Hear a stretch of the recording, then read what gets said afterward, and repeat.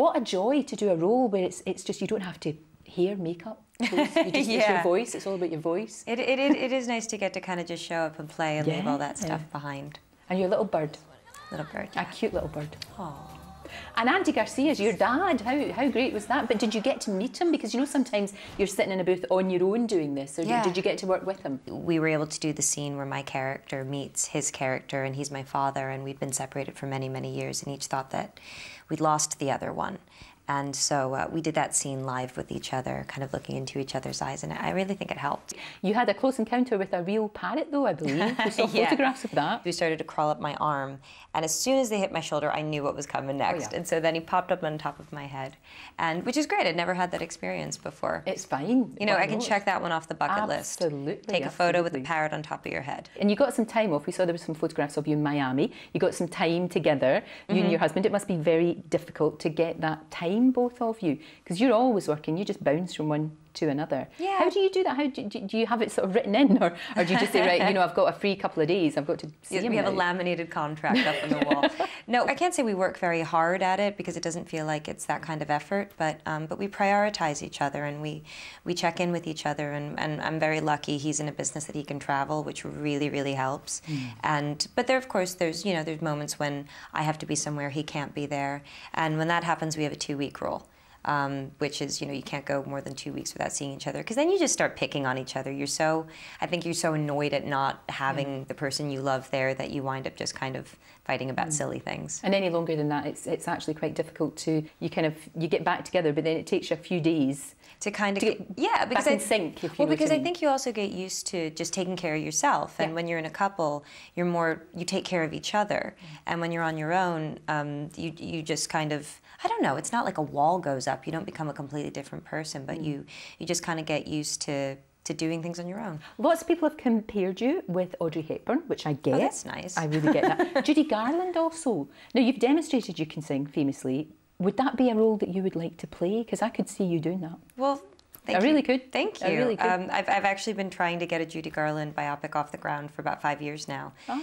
And it's slow going. I'm very much at the baby stages of learning how to have an idea, put it together with the right people, find the right screenwriter, then get the right draft, and then take it to the right filmmaker. So that's been a learning process. I'm hoping it happens.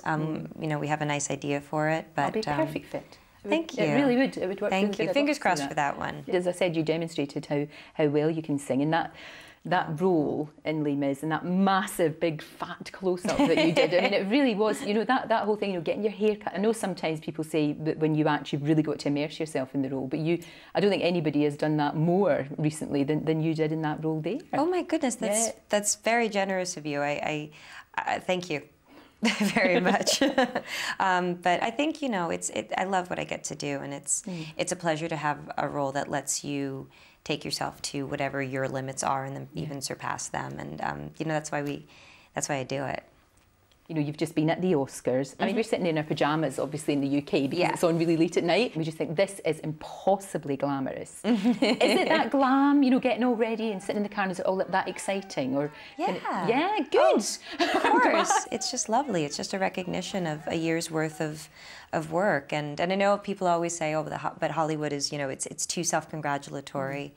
But I think, maybe trim out some of the other award shows, not the Oscars. Oh, it's a great one. And I loved what Lupita said this year. She's so stunning and beautiful, and she's such a breath of fresh air and such a lady. And I love what she said, to all the dreamers out there, I just want you to know that your dreams are valid. And I think that, there's a lot to criticize about the Oscars, but it does get people dreaming. And I always think about the kids out there who were like me when I was younger, and I didn't come from a world that was particularly glamorous. I didn't know anybody who ever moved to Hollywood or became successful as an actor or any of those things. And I think it's great. I love that it inspires dreamers. No, it does. And you can put on a lovely frock and have a great party. Yeah. What's not to like?